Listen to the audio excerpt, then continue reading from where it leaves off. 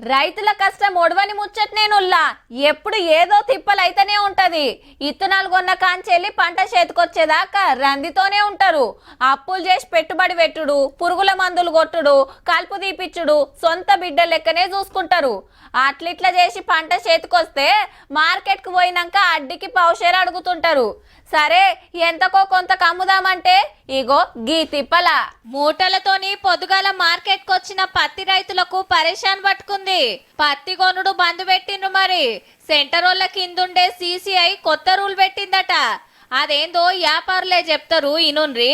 ఏమంటున్నారంటే మేము ఎల్వను పత్తి మొత్తం వాళ్ళకు ఫుల్ ఫిల్స్ అయిపోయిన తర్వాత అలా పట్టకపోతే L2కి వస్తాము, అది ఫుల్ అయినాక L3కి వస్తామని మనల్ని మాకే విభజన చేసి గదన్నట్టు అందరు మిల్లర్లు కొనకుంటా కొందరికే ఛాన్స్ వస్తుందట. ఫస్ట్ ఆ వెనక సెకండ్, ఆ వెనక సిడి థర్డ్. ఇట్లయితే ఎక్కడ పత్తి అక్కడనే అమ్ముకునే ఛాన్స్ ఉండదు.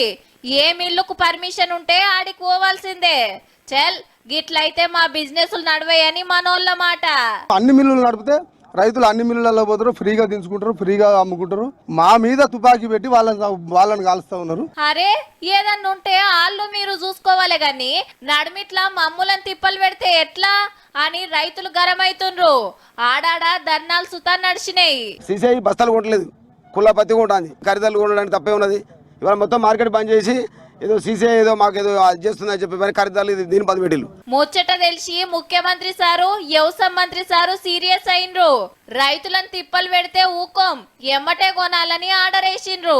ఇంతల్నే హైదరాబాద్ కు CCI ఆఫీసర్లు వస్తే వాళ్ళతోటి మాట్లాడి లొల్లి తష్ప చేసిండ్రు.